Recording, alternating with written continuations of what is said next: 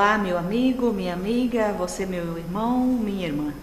Boa nova em nossa vida, boa nova em nossa vida para o 21º domingo do tempo comum. E neste domingo temos um texto para refletirmos e para vivermos como a boa nova em nossa vida. É Mateus 16, 13 a 20. Mateus 16, 13 a 20. Trata-se da profissão de fé de Pedro. Ouçamos com atenção. Jesus foi à região de Cesareia de Filipe e ali perguntou aos discípulos: quem dizem as pessoas ser o Filho do Homem? Eles responderam: alguns dizem que és João Batista, outros Elias, outros ainda Jeremias ou algum dos profetas. E vós, retomou Jesus, quem dizes que eu sou? Simão Pedro respondeu: tu és o Cristo, o Filho do Deus vivo. Jesus então declarou: feliz és tu, Simão, filho de Jonas, porque não foi a carne e sangue quem te revelou isso, mas o meu Pai que está no céu. Por isso eu te digo, tu és Pedro, e sobre esta pedra edificarei a minha igreja, e as forças do inferno não poderão vencê-la. Eu te darei as chaves do reino dos céus. Tudo o que ligares na terra será ligado nos céus, e tudo o que desligares na terra será desligado nos céus. Em seguida, recomendou aos discípulos que não dissessem a ninguém que ele era o Cristo. Este texto, logo no início, ele mostra que Jesus e os discípulos estão em uma região específica, a região de Cesareia de Filipe, ou a cidade de Cesareia e Filipe, local habitado pelos pagãos, pelos não-judeus, lugar distante do centro, lugar periférico, lugar longe do poder político, econômico e ideológico. E ali se encontra Jesus com os seus discípulos. E neste contexto, nesse lugar, é nesta hora que Jesus interroga aos seus, ele que está a sós com os seus. E Jesus quer ouvir dos discípulos a respeito da sua própria identidade. Jesus quer saber sobre o que pensam a respeito dele. Quer saber o que os discípulos têm escutado a seu respeito.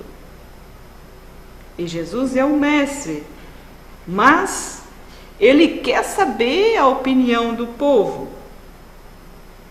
E os discípulos falam o que dizem as pessoas, como é a pergunta dirigida por Jesus. E depois da resposta, nós podemos perceber que a Jesus interessa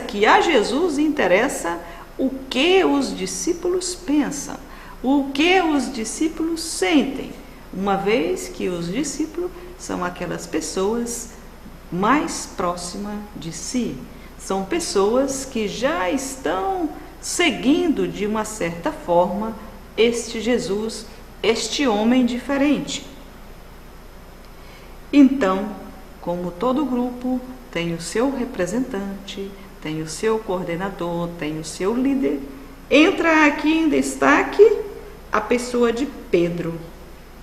É Pedro que fala, mas a sua fala não se refere a uma fala pessoal, propriamente sua.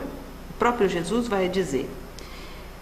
Pedro fala em nome daquela comunidade, em nome dos discípulos, seus companheiros, seus amigos, que Jesus é o Messias, que Jesus é o Filho de Deus.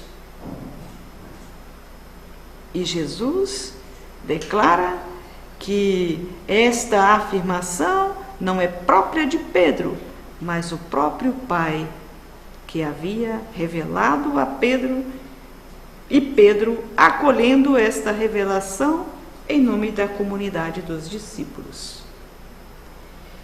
Sim, para aquela comunidade e para aqueles que seguem, Jesus é o Messias. Mas é o Messias não como o povo esperava. É um Messias que já se pôs a serviço do Pai para comunicar a vida plena para todos. Então, o projeto de Jesus é realizar com os discípulos, já deixando o seu legado desde o início da sua caminhada, é o desejo do Pai, que é salvar a todos. E neste episódio, neste diálogo, nesta fala, nós podemos perceber dois momentos. O momento que Jesus pergunta aos discípulos o que as pessoas dizem a respeito dele. Aí no versículo 13. E a resposta revela a diversidade de opiniões. Todas as opiniões para Jesus tornam-se insuficientes. Portanto, ele lança outra pergunta, porque as respostas não o satisfez. Então, Jesus é visto como um simples precursor dos tempos messiânicos, mas ele não é visto como o Messias que está para chegar. Mas Jesus, adiante, ele se apresenta como o Filho do Homem. Diante da segunda pergunta.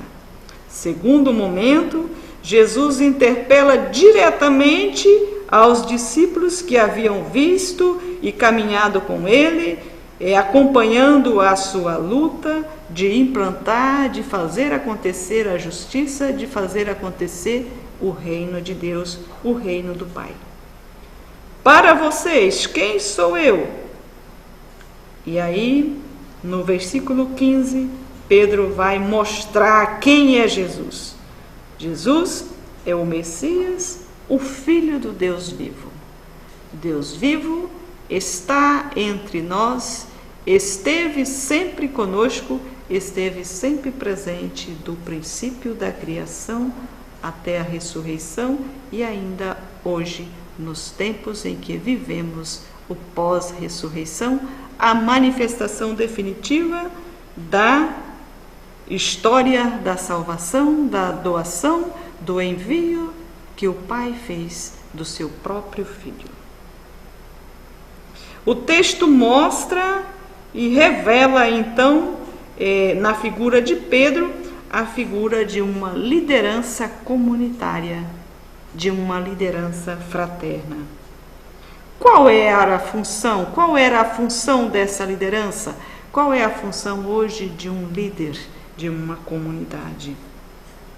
O líder, seja ele de uma comunidade, de uma pastoral, de um serviço a favor da vida, ele deve ser o ponto de união entre as pessoas e o próprio Deus. Esta função, a missão que Pedro recebeu. Pedro, que recebeu, o texto diz, as chaves do reino.